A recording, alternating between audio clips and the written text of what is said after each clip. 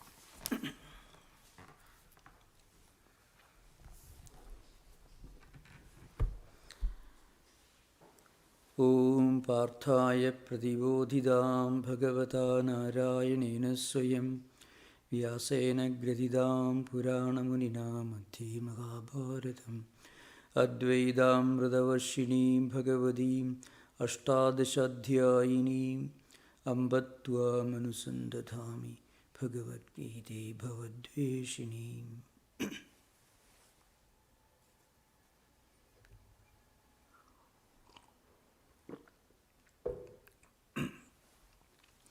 We are continuing our discussion on the 9th chapter. Last time we discussed the 17th verse of the 9th chapter. Where some of these verses that we are going to discuss today are among the most important spiritual statements in the entire Vedantic spiritual literature. The 17th verse is Pidamahasya Jagato Mata Dhata Pidamaha Vedyam Pavitram Omkara Ruksama Yajurevacha. But it says is, I am the father of this world. I am the sustainer, the protector, the one who sustains this world, the mother who takes care of everything, and the grandfather, the ancient ancestor, the original cause, and the purifier, and also the most sublime spiritual truth to be known, that is Omkara, is called Pranava. So we already discussed this earlier. Pranava, Omkara is the essence of Vedic literature, Vedantic wisdom. It stands for three primary phonetic elements of Sanskrit language. It's called A, U and Ma. It may be also called a unified universe consisting of three worlds. Om, Bhur, Bhuvaswar, Om. You find that. The three levels of existence. That is, the one below the earth, and then the empirical, our plane of existence, and the higher transcendental celestial level. These are the three levels of existence, three worlds you find in Sanskrit language.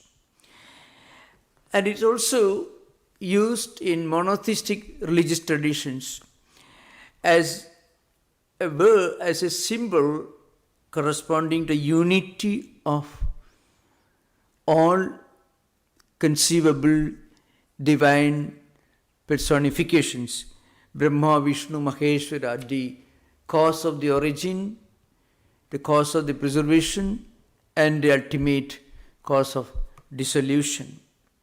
And it is also the beginning, the middle, and end of all human speech. These are different interpretations of Omkara. We discussed this elaborately in our classes on the Mandukya Karika. You can see in our website elaborate discussions here. So, A is one phonetic symbol which is pronounced with open mouth. U is another one which is pronounced with half open or half closed mouth.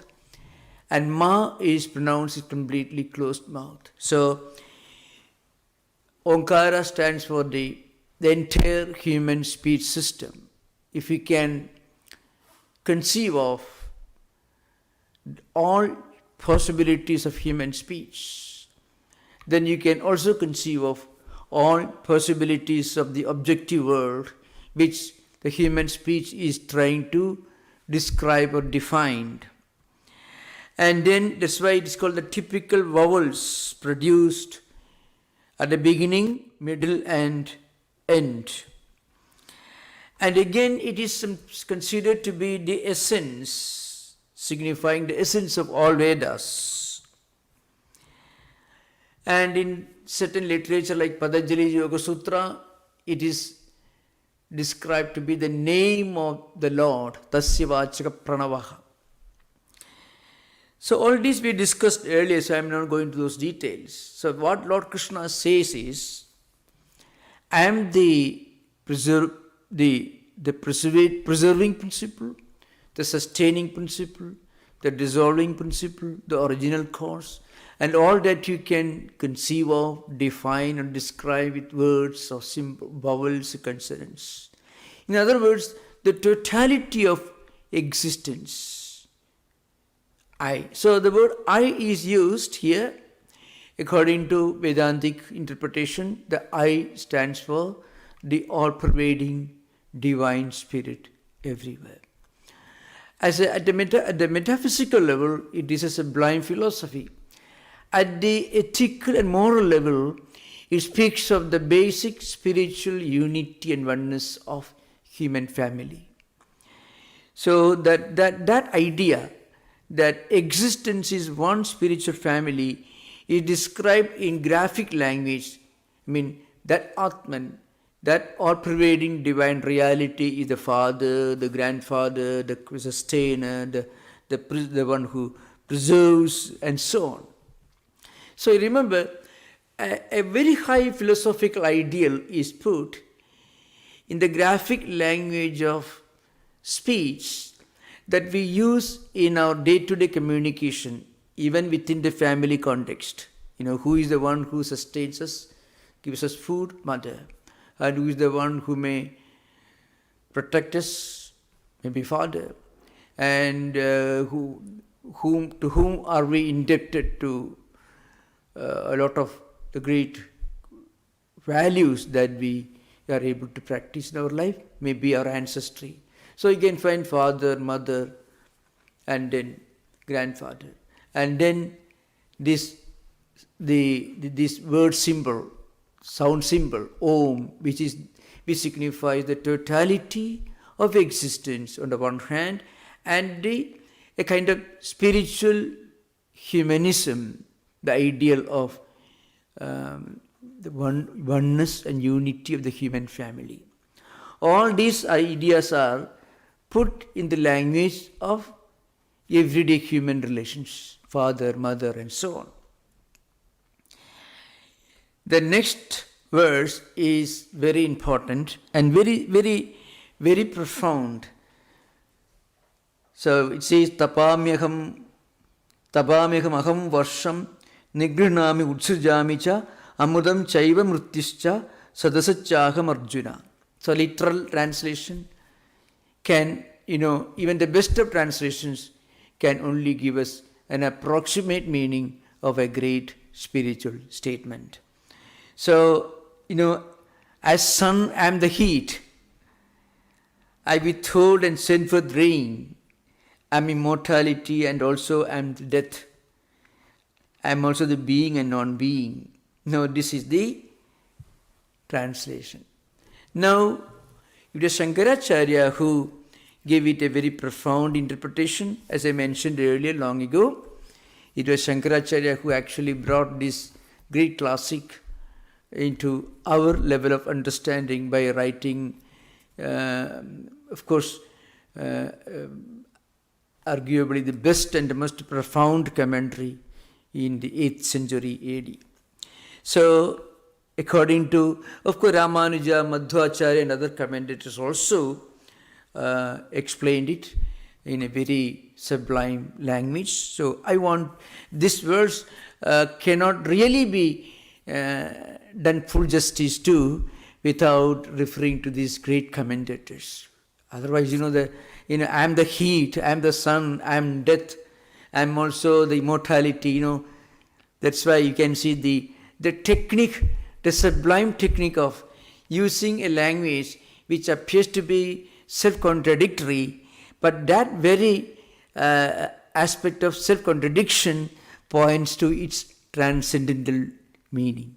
So, when you use a language, let's say this is a blue flower, there is nothing very profound in it. But suppose you say this flower is blue and white and yellow, everything. Either you are crazy or you may be a great philosopher, you may be a great poet. There are two ways of interpreting.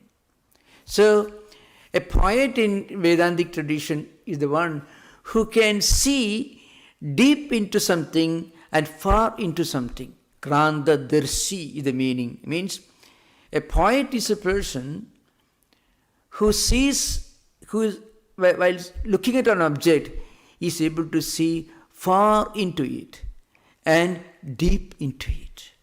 It's all dimensions. So, you can find here the great Ramanujacharya. I shall try to begin by referring to the great devoted devotional philosopher Ramanujacharya's commentary is very interesting. He says, Agni Adityadurupena akameva tapami grishmadu akameva varsham nigrinhami tatha varshasu api akameva utsrijami. This is Ramanuja's commentary. You know what it means is, I am the one who gives heat during the summer season. And because without Aditya Agnyadi Rupena means in the form of sunlight and fire. Without sunlight, no one can exist.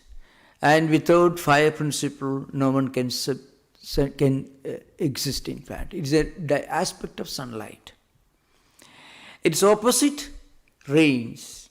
So I am the one who gives rains and helps you to sustain your life by enabling you to produce food grains. And I am the source of energy that sustains the earth, that sustains human life. And again there is a invisible interrelatedness, a sequence that we may not be able to frequently associate when we see it. You see, there is a sequence in the seasons. Autumn season, winter, summer, and spring, and so on. So even the season, the sequence of the season, this kind of interrelatedness, interdependence, and this inherent harmony of existence. I am the one at the divine principle behind all this. So, here God is defined as a supreme principle that is behind the harmonious existence of life in this world in a very broad sense. Again, there is a contradiction. Amrutam cha eva mrityuhu cha yena jivati loko yena cha mriyade tadubhayam api akameva. Ramanuja says, he's writing this commentary on this 19th verse. Amrutam means immortality. I am behind immortality. In fact, the immortality of those things which are immortal. I am the principle behind. In fact, the infinite principle behind everything that is infinite, I am the one. And then the finitude, the finite principle behind everything that is finite. See, mrityu means death. You can transcend death. It is possible. You may be surprised if I make this statement, that it is possible for people to transcend death. Vedanta tells you that you can transcend death, but not at the physical level. When we realize our own immortal dimension, our own deathless dimension, then we are actually transcending death. So long as we look upon ourselves as the physical body, the body-mind complex, a body that comes and goes, that grows, evolves, decays, gets old, sick, and then disappears, there is no escape from death. Mrityu means death. But the moment we realize that what comes and goes, what is born, what grows, what decays and disappears, that entity is not our true nature. It is something that comes and goes. Our true nature is something that transcends all these changes. And when we identify ourselves with that true nature of ours, the spiritual transcendental dimension, then we are transcending death. In fact, that's an interesting subject between a husband and wife in the Brihadaranyaka Upanishad. It's called Yajnavalkya Maitreyi Sambhada. I have given a retreat, my last Labor Day retreat was on this subject. Yajnavalkya Maitreyi Sambhada. A sublime dialogue between husband and wife, and taking place maybe in the kitchen. Yajnavalkya had become an old man. So he expressed a desire. Now look here, he is addressing his wife. I want to retire. Maybe I want to live the life of a mendicant, a philosopher, a recluse. The lady was not afraid. And Yajnavalkya made another statement. He said, no, look here, I have a lot of money in the bank. Of course, I am talking about a dialogue that took place in the Brihadaranyaka Upanishad, maybe around 5000 BC. But in coming to modern terms, Yajnavalkya said, I have a lot of cows and horses and maybe elephants, the currency of those times. I shall hand over all this to you. He told his wife, Maitreyi. And you know what the lady said? So you want to hand over to me what you want to relinquish. And you are trying to go after something sublime by giving up something which is not so very sublime. And what you want to renounce, what you want to give up, that you want me to accept. No, I want rather that which you are after. I don't want your wealth, but I want that for which you are renouncing your wealth. And that is Amrita. So she asked the question, if I accept all the money, all the wealth you are going to give me, am I going to become immortal? Amrita Syam. Am I going to become immortal? Yajnavalkya said, no. You can become immortal only when you realize that immortal dimension of your own personality, that Atman, the spiritual, the transcendental, the eternal personality. Then you become immortal, then you go beyond death. So here, Lord Krishna says, I am the immortality of immortal, the supreme knowledge, and I am also the finite, the limitation of the limited. Mrityu means, see, what it means is, I am also signifies the finite dimension of what is finite. Now remember, if Vedanta doesn't define God as a totality of all positive virtues. Suppose you define or describe God as a totality of all that is positive, then how do you explain the reality of the evil in this world, the unpleasant, the undesirable? So you mean say God will have a rival. So Vedanta tells you that I am also the principle behind the death of the finite, the finitude of the finite. I am also behind that. So that's that ubhayam api ahameva that Ramanuja says. Ramanuja is not an Advaitin, but even Ramanuja had to accept what Shankaracharya wrote 350 years before him. Now Shankaracharya says, tapami aham adityo bhuta kaischit resmibhi udbanehi aham varsham kaischit resmibhi utsrijami. See, I am the sun, and I produce heat, and I make it possible for living beings to exist. And I am also the one who is the source of rains. And after sending rains for some time, I withdraw it And again, no, she can see the seasons. So the idea is, behind this sequence, there should be an invisible divine principle.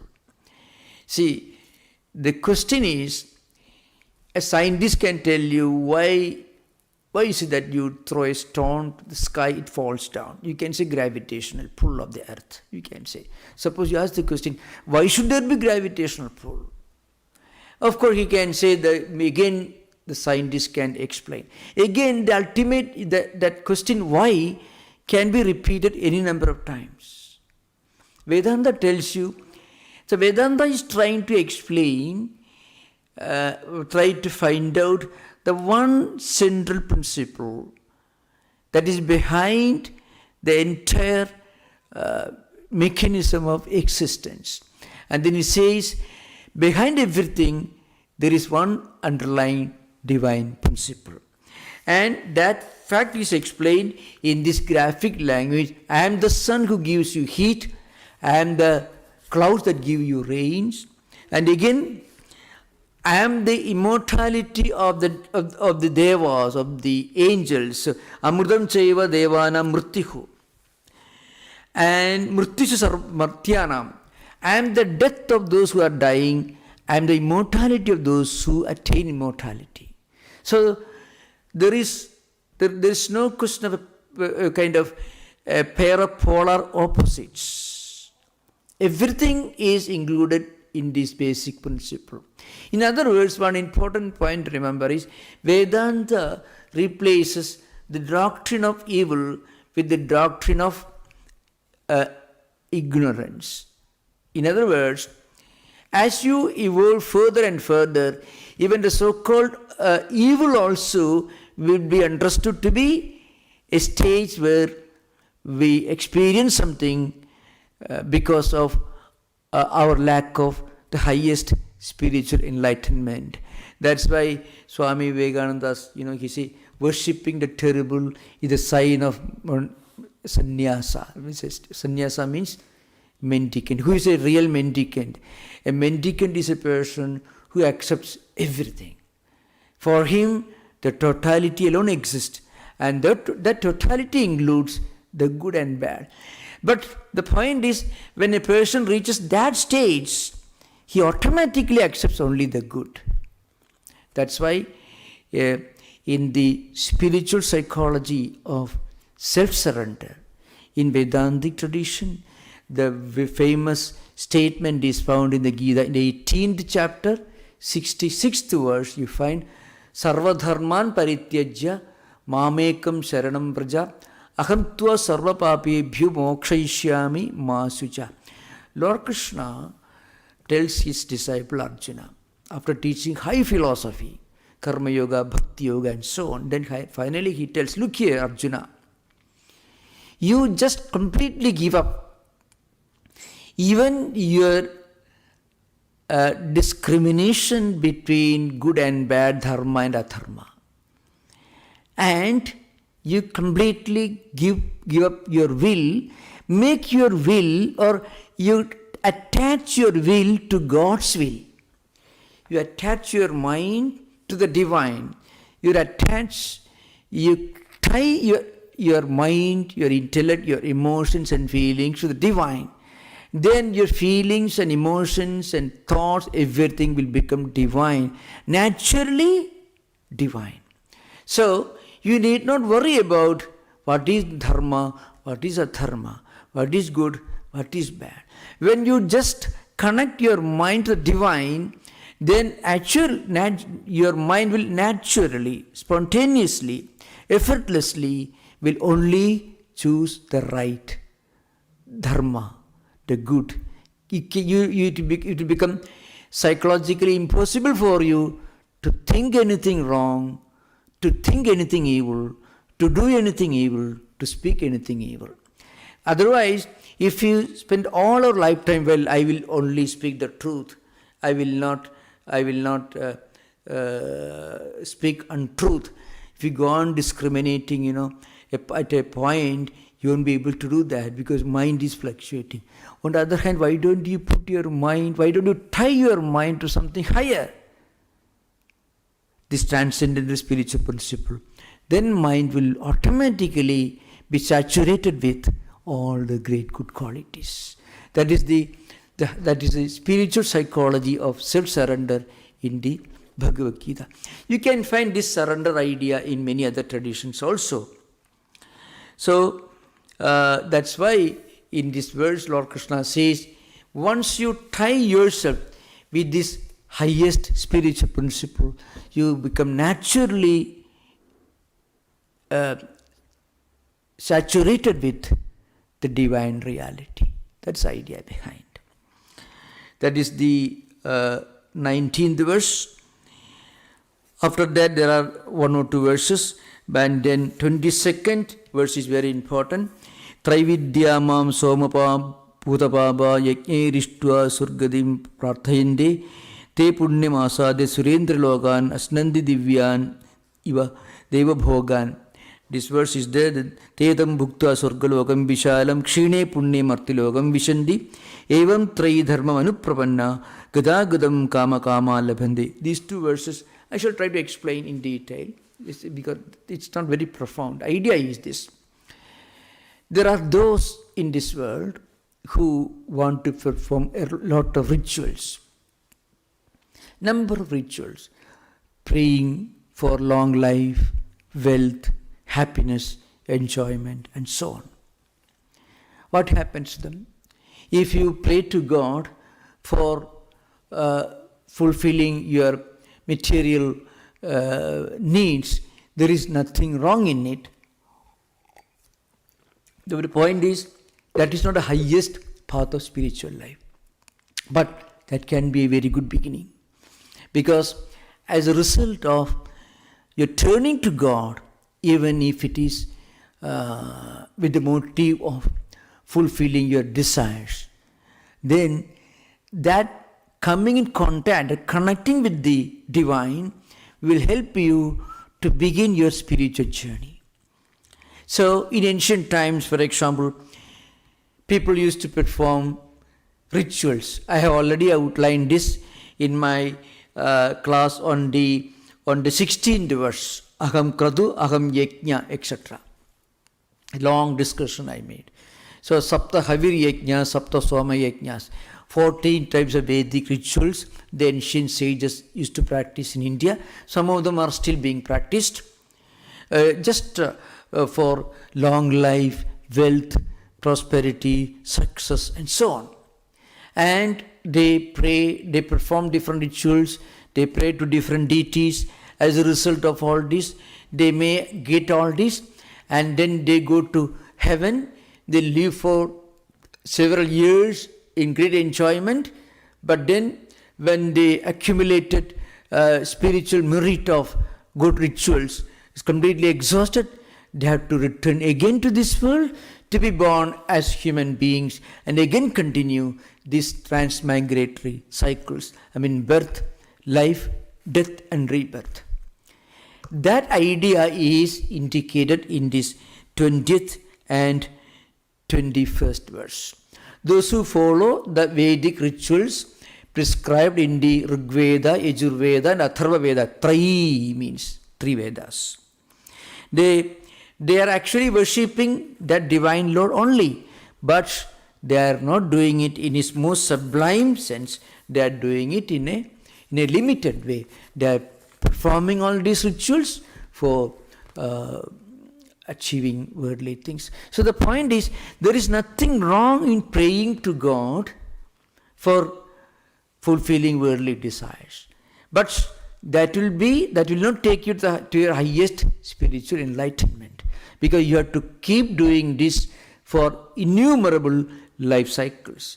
Now, after making this statement, the 22nd verse makes perhaps one of the most profound statements in the entire text. It's a direct message for every human being. The verse is very famous. Ananya Sindayanto Mam Ye Jana Parivasade Tesham Nityabhiyuktanam Yogakshemam Vahamyaham. The simple translation is this: people who are meditating on God as non-separate, They worship him in all beings. And they are always engaged in that divine pursuit. I carry what they lack and I preserve what they already have. Simple translation. Now here we have to understand, if you look at the verse,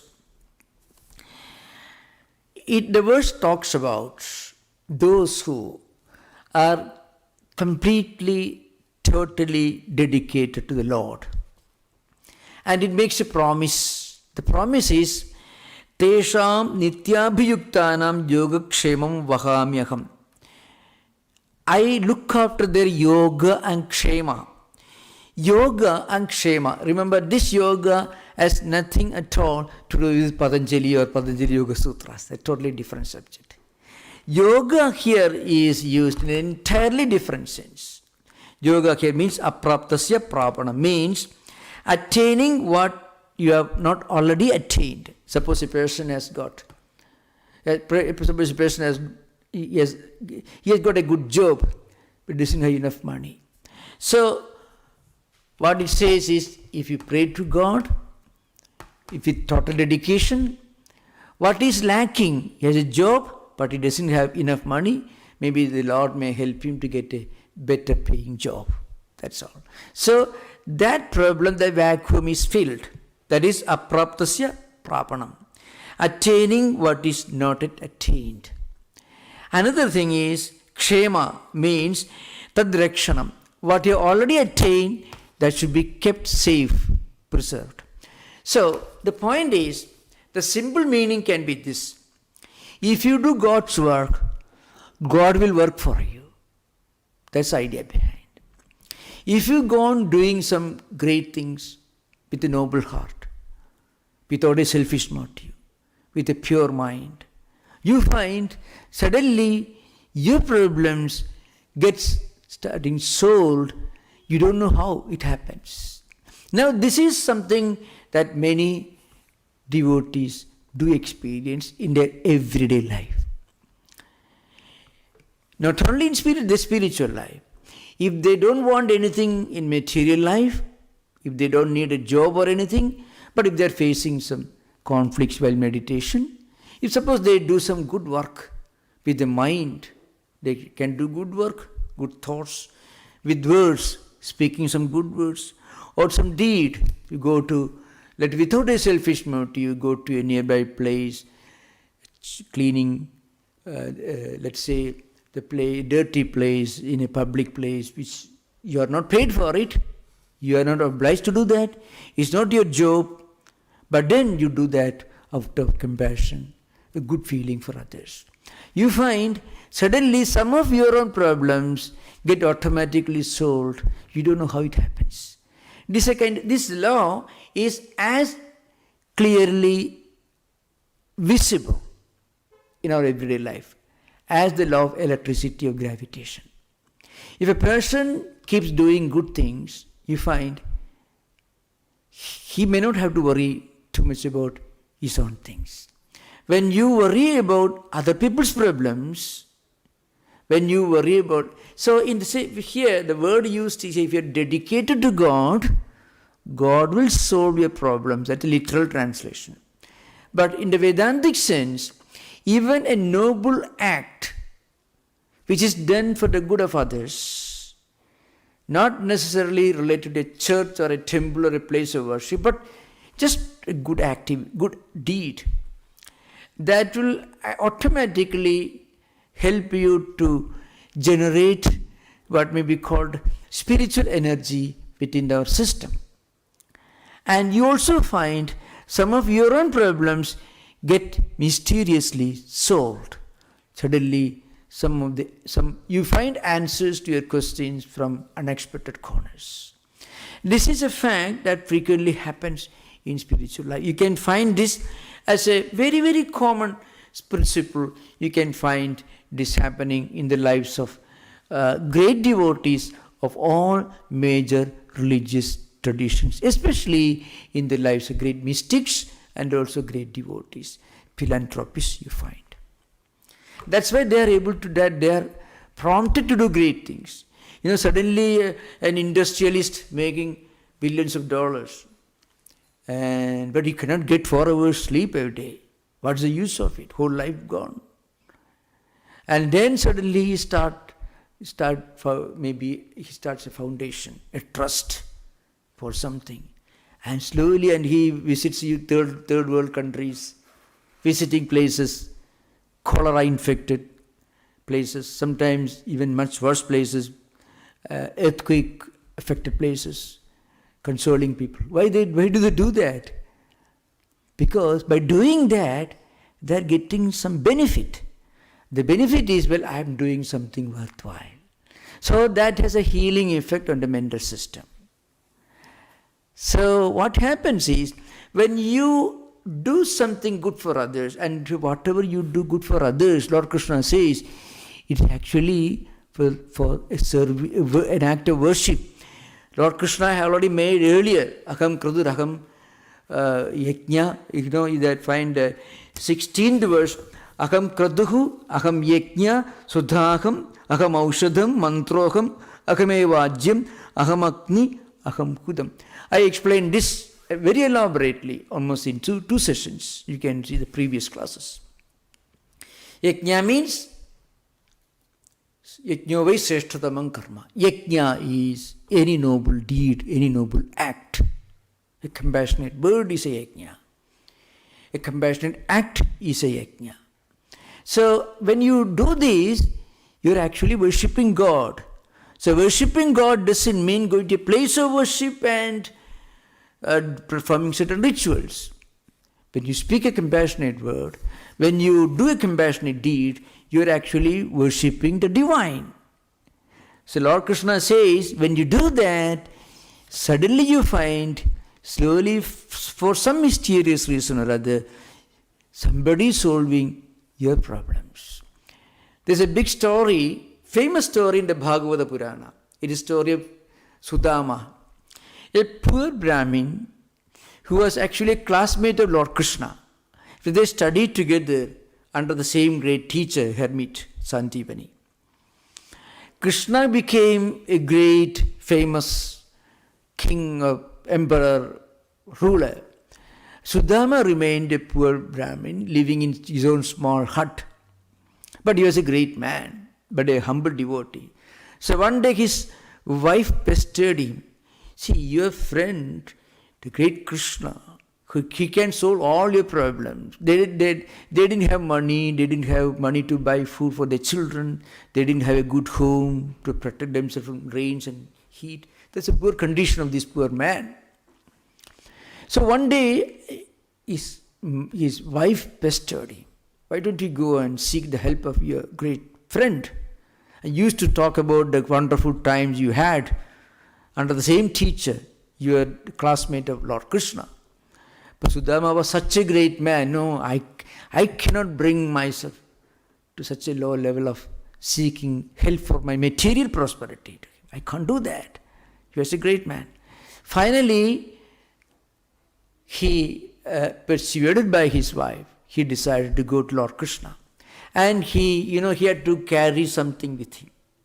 So he had a kind of parched rice, some kind of, rice that you beat rice flat, and that very, very ordinary food. He had nothing else to offer to his friend, who was a great emperor. And he went to Lord Krishna's palace, and as he entered, of course I'm not going to explain the whole scene, there's no time. But the point is, as he has entered, Lord Krishna caught him. Oh, you are carrying something so wonderful in your hands. And Sudama was so shy because he had brought this very, very ordinary, suppose a great man who is a friend, and he is now CEO of a biggest company in the world, and you are going to meet him, and you carry with him some potato chips. You would be very, very embarrassed, but still you have to carry something, let us say, as an act of token of friendship, something like that. But Lord Krishna grabbed this parched rice from Sudama's hands and ate it with great taste, wonderful, delicious. And the old man was further much more embarrassed. This ordinary, which I myself consider to be such an inferior quality, and Lord Krishna is enjoying it. Well, he stayed for 3-4 days and returned to his own hut, but did not ask Lord Krishna for anything. He did not describe his poverty or his hardships. When he returned, he could not recognize his own place. He was asking people, where is my home? Because in his home stood a huge mansion. And there were some well-fed, happy children playing. He could not recognize they were actually his own children. And the wife also had undergone a complete transformation. This is a metaphor. It's just a story. So what it means is, when he gave something to his noble friend, something very humble, what happened, that returned in an invisible way in his own life. What he wanted, he got. He was a poor man, he wanted a good home, he got a good home. So the point is, this happens in mysterious ways in our own life. When we do something noble, good or something, yogakshemam vahami aham. Aham yogakshemam vahami. Means, I will look after them who will work for me, who are working for me. Working for me means working for the good of others, working for the benefit of others, working for the happiness of others, act of charity. Anything that you cook for others will produce a result, maybe invisible, but it could be intensely experienced and felt. Because I take care of them who are taking care of others. That is one simple interpretation of this verse. We'll continue this discussion in the next session. We can have interaction after more than almost 2 years in-person program. You are most welcome to ask questions.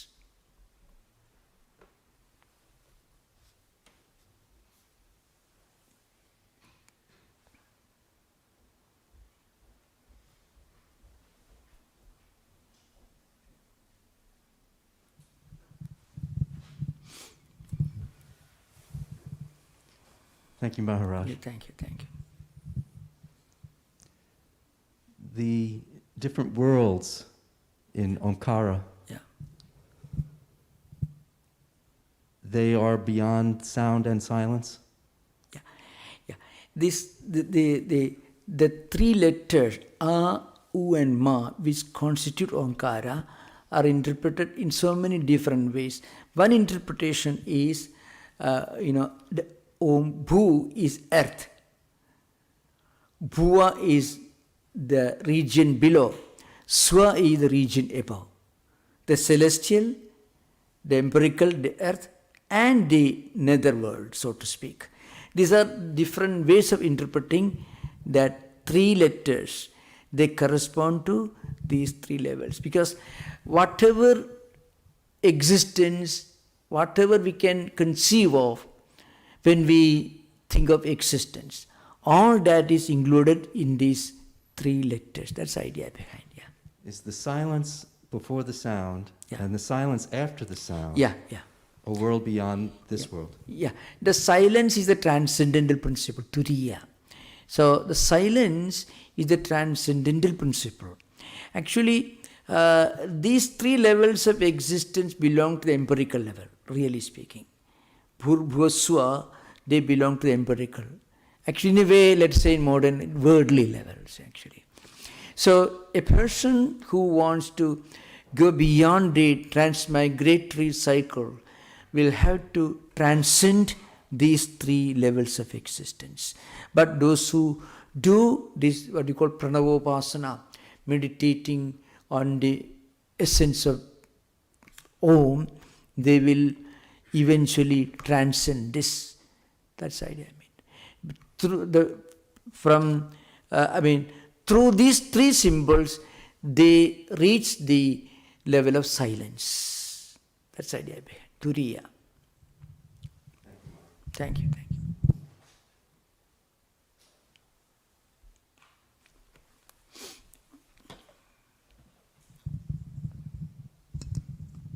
Hari Om Swamiji. Hari Om. Is there a correlation between this verse and the Gayatri mantra?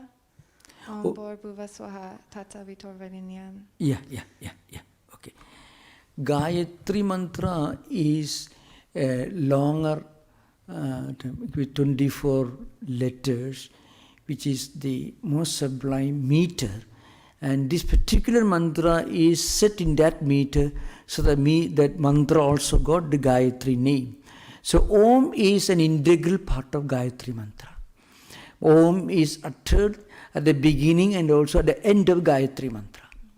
So Gayatri mantra invokes the divine reality, the effulgent divine reality that is present everywhere, and it takes you beyond these 3 levels of existence to the transcendental. That's the idea behind. Thank you, Swamiji. Yeah, thank you.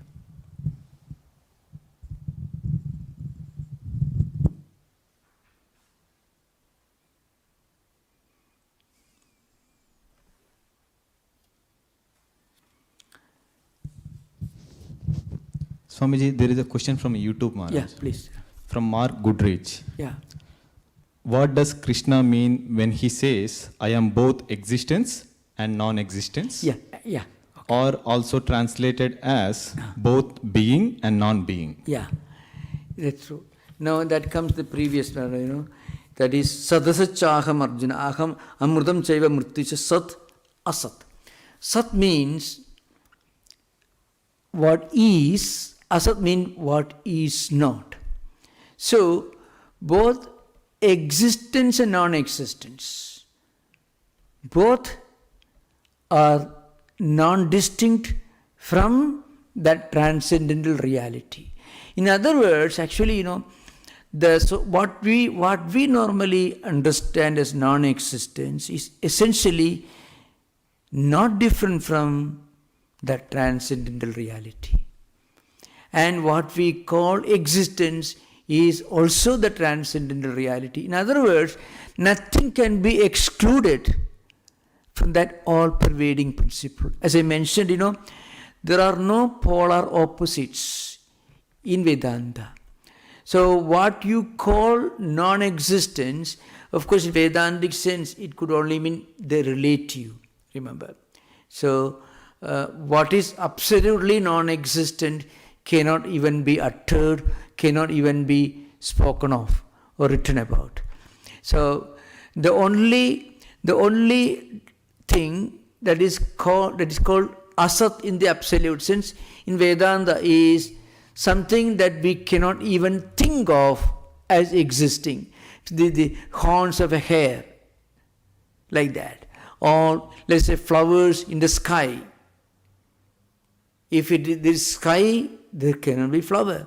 If the animal is a hare, it cannot have horns. So, in fact, the word itself contradicts its possible existence. That is the only thing which is called asat in the Vedantic sense. But here, sad asat should be understood differently. Here, sat means what we normally experience in empirical plane. So all these things we exist, and there are certain things that may not be existing in front of us, but they may not be totally non-existent. They may be somewhere else, but that may not be there in front of us. So what is empirically real and what is empirically unreal, asat, both are the same. In other words, nothing, even negation cannot be excluded from reality. That's the idea behind. Because the moment you posit something which exists along with the absolute reality, then it becomes duality. So in Advaita, there cannot be any kind of polar opposites. What we normally call empirical word vyavaharika entities, things that are not existing in front of us, that also is actually non-distinct and different. Whatever you imagine, whatever you can think of, whatever you can conceive of, that also is part of that transcendental all-pervading reality. That's the idea behind. Sat, asat, chah, aham, sat, aham, asat. I am the sat, I am the existent, I am also the non-existent. Non-existent means the empirical level. At the empirical level, certain things may not be existing. But that non-existing things also is not different from the absolute reality because you conceive of that. So that also. In other words, to be much more explicit, there is no doctrine of the evil in Vedanta. What you consider to be evil is only one side of the reality which you are not able to understand. That's the idea. Let us give an example. Suppose we say good, suppose you define God as the totality of only that is good, then where do you place the reality of the unpleasant? So, there are many questions that come after that. Why can't an all-compassionate, all-powerful God create this world which is only good, no bad, nothing? So that kind of argument will come. So Vedanta tells you that argument has no place because everything is part of that absolute reality. Once you understand this, you cannot be wrong. You cannot do anything wrong. You cannot do anything bad because you cannot do harm to anybody in word, deed or thought. Because everything becomes sacred. Everything becomes non-distinct and non-different from that absolute reality. So total spiritualization of human experience is indicated in this verse. Everything is spiritual. The so-called secular also is truly spiritual. Can be done as a spiritual activity. Eating food, driving, walking, all these we normally do not consider to be spiritual. That also can be spiritual. When you are walking to a place to do something noble, that walking, the act of walking also becomes spiritual because you are doing the act of walking with the purpose of doing something spiritual. So the act of walking also is spiritual. When you eat food properly to preserve your health, and when you want to spend your time and energy for doing something good for others, for some spiritual purpose, then act of eating hygienic food becomes a spiritual activity. Everything can be spiritual. The secular, the so-called secular, merges in the spiritual. That's the idea behind. Any more? Two more questions, Swamiji. Yeah. The question to the existing one. Does asat mean nothingness? Yeah. Asat, in this context, it doesn't mean nothingness. Asat doesn't mean nothingness. Nothingness can only, the word nothingness is frequently used as a translation of shunya in Buddhist philosophy. So that can lead to confusion. So that's an important thing to remember. So the word nothingness is frequently used to indicate, to translate the word shunya with Nagarjuna's Madhyamika Siddhanta. So that's a problem of language. Shunya really cannot be translated as nothingness. Shunya is interpreted by many Buddhist philosophers as praditya samutpada, indicating the essential momentariness or impermanence of everything. That is the real implication. But when you use the word nothingness, it means asat. That asat never becomes a part of subject. What you normally call asat is also non-distinct from this absolute reality. Yeah. One more question, Swamiji, from Bapi. Krishna advice, leave everything to me, is different from his advice which asks him to fight.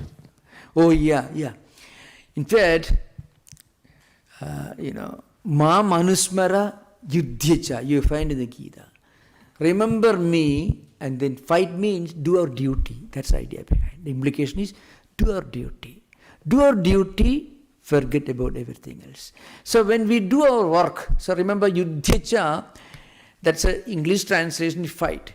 The meaning of yuddhyacha, according to commentators, is do our work, do our duty, whatever it may be. It may be you are a teacher, it means teaching. If you are a student, it could mean studying. If you are a doctor, it could mean treating the patients. That's the meaning here. So think of the Lord and then do everything with total dedication, with a sense of sanctity and sacredness. That's the idea behind. There, you are actually leaving everything to the Lord. So remember, sarvadharman parityajya, giving everything to the Lord doesn't indicate inactivity or insensitivity. It means do our duty and then don't worry about it. In fact, if a person can stop worrying about things, he can do his duty better, more efficiently.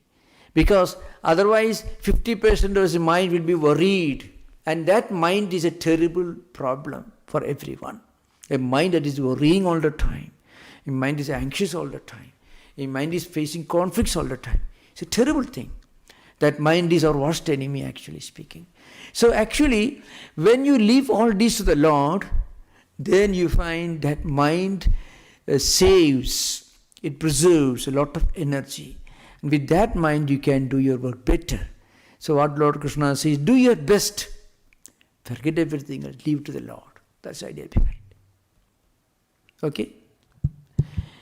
So thank you. We are slowly beginning to come back to our normal sessions. I have some very important announcements for you. The next Sunday also we will have in-person session in the new temple, 2323 Valley Street, San Francisco.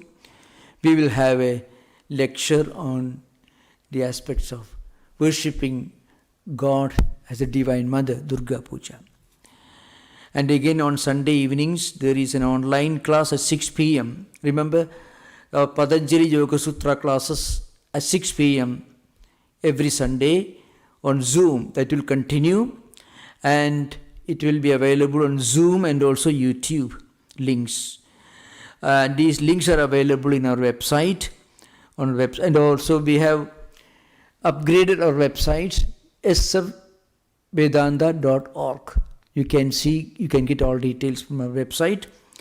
And on Wednesday evenings, we have Vespers with meditation at 7:30 p.m. in the auditorium, that is 2323 Valley Street, San Francisco, the new temple. And we will continue holding this Friday evening scripture class on the Bhagavad Gita at 7:30. It will be in-person program as we did today. So I am very happy that I could meet all of you once again, almost after 2 years. Most welcome. Thank you. Namaskar. Om Shanti Shanti Shanti Harihi Om Tat Sat. Sri Ramakrishna Arpanamastu.